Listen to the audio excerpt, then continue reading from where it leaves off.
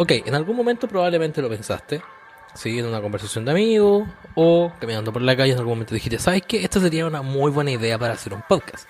Y al igual que nosotros, si te atreves, el mejor lugar para empezar es Anchor, de Spotify, claramente. Es la forma más fácil para poder comenzar a hacer un podcast todo en un solo lugar. Déjame explicarte qué es lo que tienes. Anchor tiene herramientas que te permiten editar y grabar desde tu teléfono o computador. Puedes agregar la música de fondo que escuchas en todos nuestros capítulos, son de Anchor. Cuando publicas un capítulo, Anchor lo distribuye en distintas plataformas como Spotify o Apple Podcast. Y si cometes un error, lo vuelve a resubir. Te permite también agregar fotitos o portadas para los distintos capítulos. Y tiene todo lo que necesitas para hacer tu podcast de forma más fácil en un solo lugar. Y lo mejor de todo es que es gratis. Si quieres partir tu podcast, partir tu aventura dentro de este mundo, descarga la app de Anchor para iOS y Android o entra a anchor.fm para empezar. Haz que tu voz se escuche, atrévete, haz tu podcast y después compártelo con nosotros para que podamos comentarlo en el podcast. Ahora, disfruta este capítulo.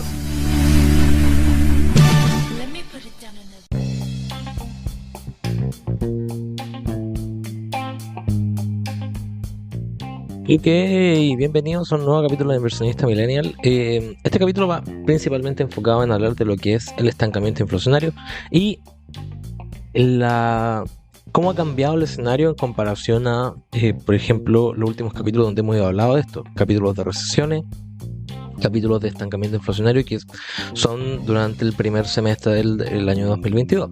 Hablemos de cómo ha cambiado la situación ahora. Primero, cuando hablamos de estancamiento inflacionario, en general este es un término acuñado por Estados Unidos. Claramente Estados Unidos es el pionero de todo lo que tiene que ver con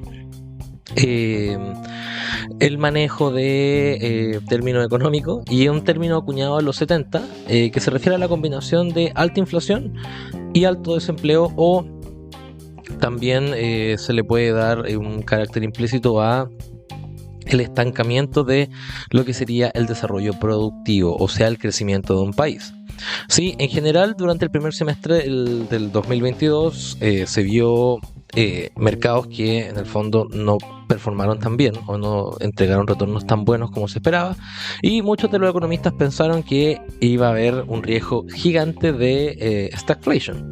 Sí. Entonces analicemos primero la situación en la que se encuentra Chile actualmente y después vamos a ir viendo qué es lo que podría pasar. Todo esto, recuerden que esto es un juego de adivinar, y dado esto vamos a ir viendo cómo podemos, cuáles son las alternativas que Chile tiene. En primer lugar, tenemos lo que pasó la semana pasada con el IPC en Chile, que subió 1,4% sobre las expectativas de mercado, acumula 13% en los últimos 12 meses. Recordar que el target o el objetivo del Banco Central es que la inflación sea de un 3% a largo plazo, con una banda de un 2 y un 4, o sea, estamos bastante lejos, pese a que el Banco Central ha seguido subiendo las tasas, y eso lo voy a explicar un poquito más adelante. Se acumula un alza de precios desde el inicio del año de un 8,5%. Según economistas como Jorge Zelaibe, el 63% de la canasta ha subido de precio de forma considerable. Y en el comunicado del INE se destacan como principales alzas para julio. Recordar que todo lo que es inflación sale con un mes de retraso. Las principales alzas fueron autos nuevos, gasolina y electricidad. Y transporte aéreo. ¿Sí? Mientras que las principales bajas han sido el tomate y el gimnasio por temas de estacionalidad. ¿A qué me refiero con estacionalidad? Que la gente no compra tanto tomate en el invierno porque no está en temporada, y tampoco contrata tanto gimnasio porque en el fondo no hay tanto incentivo para mantenerse en forma. Aparte, a uno le gusta quedarse un poquito más en la casita. El comunicado de línea también dice que 10 de las 12 divisiones que conforman la canasta del IPC aportaron incidencias positivas, o sea, subieron durante la variación mensual del índice, y esta presentó una incidencia negativa y una registró una nula incidencia, es decir, no se movió. ¿Cuál ha sido el principal driver que ha aumentado el tema de los precios en Chile? Principalmente la gasolina. ¿Sí? El petróleo. Entonces, dado que el petróleo sube de precio el transporte, y por transitividad sube también de precio los alimentos. ¿Por qué? Porque todo se transporta con petróleo. ¿Sí? Por lo tanto, hablando de eso, el INE dice, el transporte, detalló la institución, anotó aumentos mensuales en 8 de sus 10 categorías. ¿Cómo funciona esto? Principalmente en el IPC uno tiene una canasta de productos, que son como los productos representativos que la gente consume dentro de sus casas. Dado eso, principalmente una de las cosas que llama la atención es que cada una de estas subcategorías, existe categoría, por ejemplo, bienes durables, que son bienes que, por ejemplo, electrodomésticos, autos, bienes que son necesarios para la supervivencia, por ejemplo, comida, y también tenemos todo lo que es transporte, y eso va ponderado de cierta forma con qué tan frecuente la gente lo consume. Dado esto, 8 de las 10 clases de transporte, siendo las más importantes, combustible y lubricantes para vehículos personales, aumentaron cercano a un 4,6% solo el mes pasado. Mientras que la movilización de pasajeros por las vías urbanas, o sea, las micros, los buses y carreteras, aumentó en un 5,5%. De la subdivisión de vías urbanas y carreteras, 17 de los 24 productos que la componen presentaron altas alzas de precios, siendo la más relevante la gasolina, tal como lo habíamos dicho anteriormente, con un 4,6%. Entonces, ustedes se preguntarán, ya, pero si suben las gasolinas, que hemos visto que incluso hay una discusión grande con el tema de si sacar el MEPCO o no, o ver si el gobierno puede intervenir el precio del petróleo, una de las cosas que le pega como segunda derivada a todo esto son los alimentos, tal como lo dijimos anteriormente. Y el mismo INE dice que los alimentos y las bebidas no alcohólicas consignaron alzas mensuales en 3 de sus 5 clases, destacando el aumento en las carnes con un 3,1% y las frutas con un 5,1%.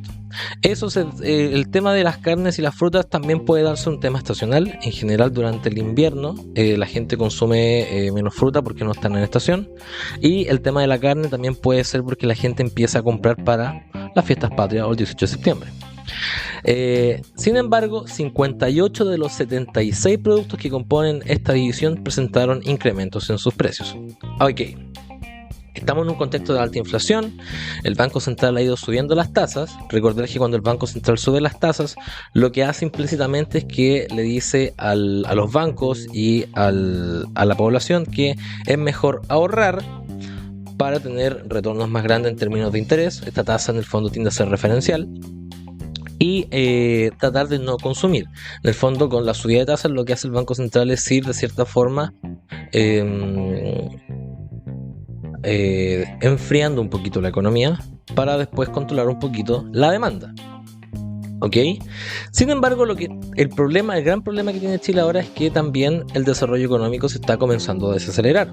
O sea, después de todos los retiros, todos los IFES, todos los subsidios que lo que hacen es agregarle consumo a la economía, ahora vemos que el IMASEC se ha comenzado a desacelerar. El IMASEC salió más bajo de lo esperado por los economistas durante los primeros días de agosto, y podríamos decir prácticamente, o es un rumor de pasillo en casi todos los bancos de inversión y los bancos en Chile, que Chile se encuentra en un periodo de stagflation, o sea, de estancamiento inflacionario.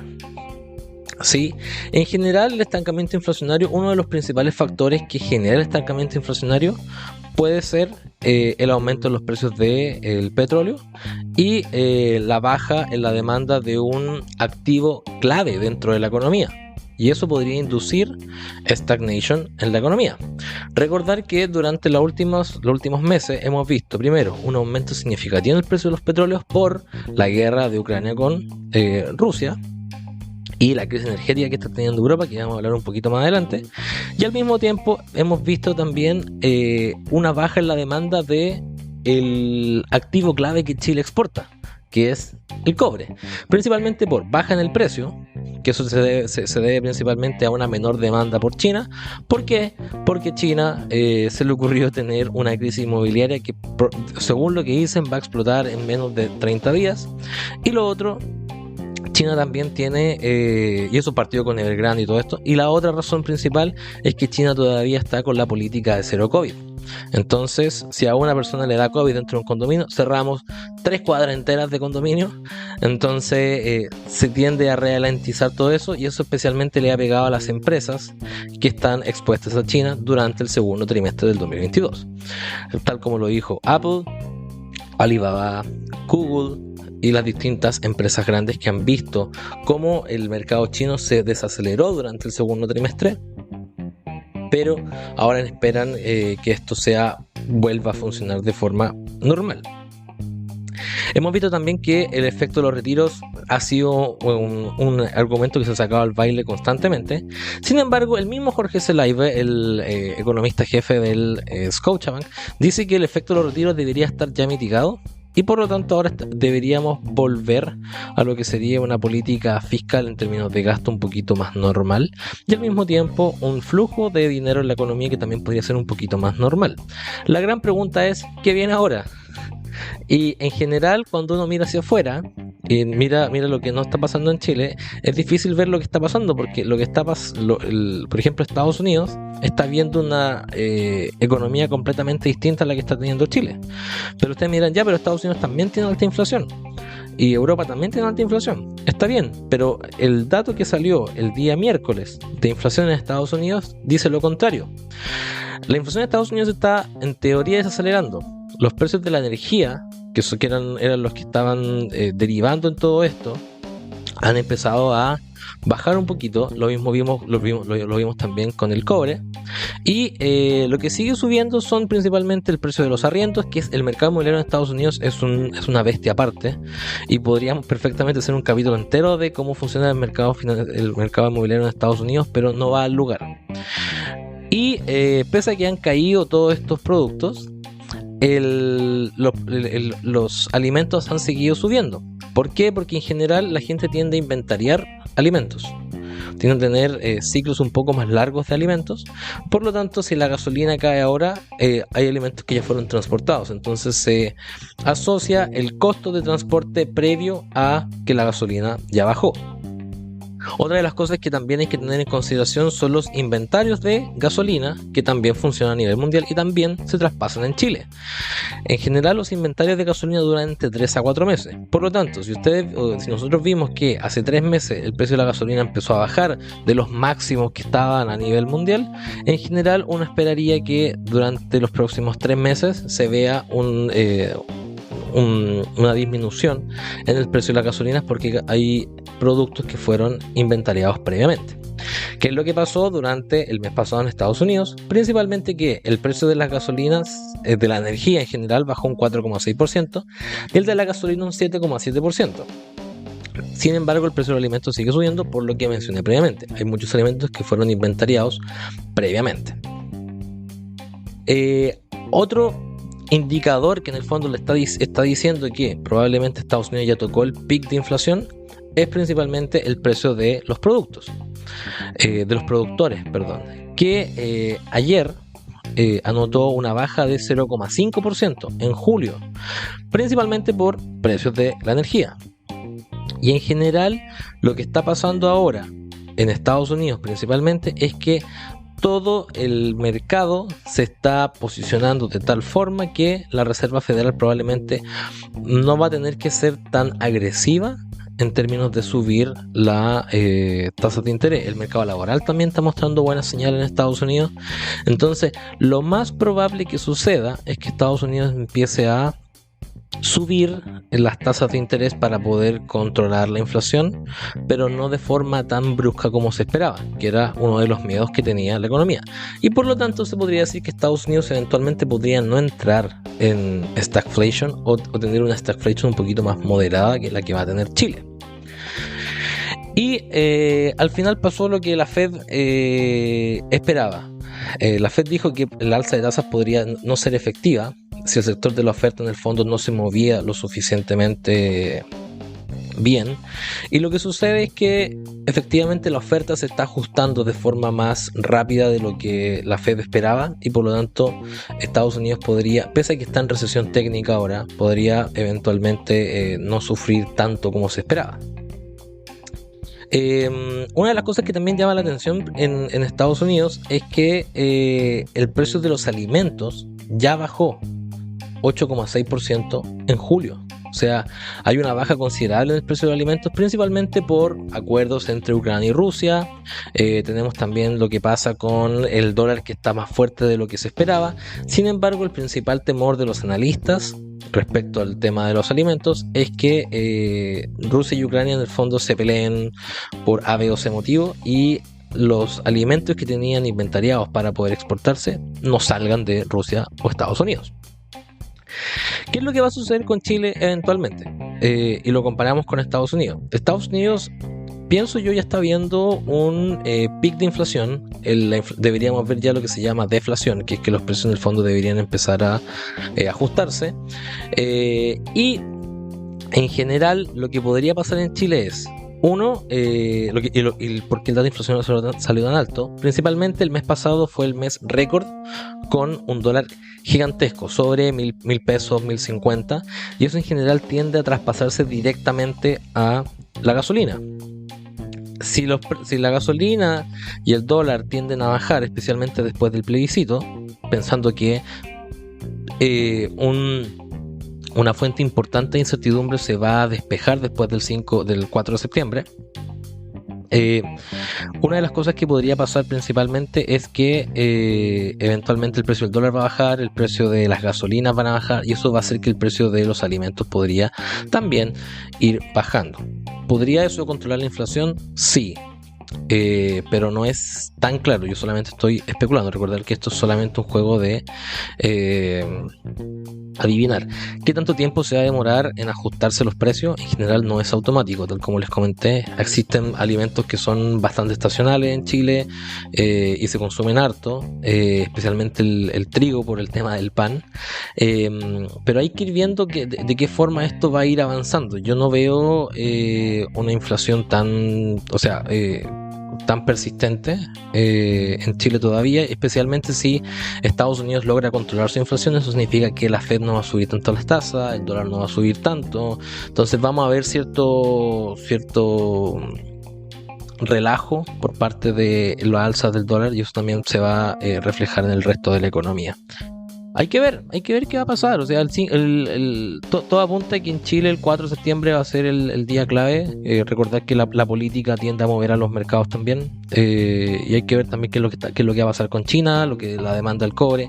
En general, todas estas cosas pasan al mismo tiempo y es difícil explicarlas todas de forma separada, porque todo pasa al mismo tiempo y todo se mueve con todo al mismo tiempo. Pero lo que quiero dar a entender es que en general Chile se encuentra en un proceso de esta inflación importante. Las tasas ya están altas del Banco Central, probablemente las va a seguir subiendo porque es una de las formas que tiene para poder controlar la inflación. Es muy probable que una de las cosas que pase, tal como pasó en Estados Unidos en los 70, es que Chile entre en una recesión técnica para poder en el fondo bajar la economía. Lo que sucede con esta inflación o el estancamiento inflacionario es que piensen que tú tienes, para poder evitar la stagnation, el periodo como de no crecimiento, tienes que estimular la economía. Pero si estimula la economía hay más inflación, pero si estás con alta inflación, en el fondo los precios siguen subiendo. Entonces yo se lo he comentado a algunos amigos, como que es como manejar con el acelerador y el freno a mano puesto. En el fondo como que no se puede avanzar tan bien. Entonces hay que ver también cómo el mercado del empleo va a responder. Josep Ramos dijo que se venían 18 meses muy difíciles. Josep Ramos es uno de los economistas más grandes de la Universidad de Chile. Dijo que los 18 meses que venían iban a ser muy, muy complejos, y al mismo tiempo recomendó no salirse de los trabajos para poder no tener ciertos problemas financieros. Esperemos que, como les digo, mis fichitas están puestas que el 5 de septiembre, el día lunes, el dólar tienda a presentar cierto relajo. Independiente, yo creo que independiente el resultado que va a salir, va a presentar cierto relajo porque una cosa es tener las reglas claras, saber lo que va a pasar, y otra cosa es no saber lo que va a pasar, y yo creo que el tema eleccionario siempre ha sido complejo para los mercados, así que eso, espero que les sirva todo esto. De nuevo, teníamos un capítulo, estaba muy entretenido el capítulo porque lo habíamos grabado y a mí se me olvidó apretar el botón de grabar, pero bueno, este es un extracto de lo que comentamos. De cierta forma le agregué otras cosas, pero espero que les sirva, espero que lo puedan tomar en consideración y nos vemos el día domingo en un capítulo de Inversionista al Grano. Que tengan muy buen cierre de semana y que les vaya muy bien. Recuerden que tenemos Instagram, Facebook, Twitter, tenemos página web, y suscríbanse, pónganos me gusta, mándenos comentarios, nosotros estamos abiertos a responder. Eso, suscríbanse para invertir en su futuro.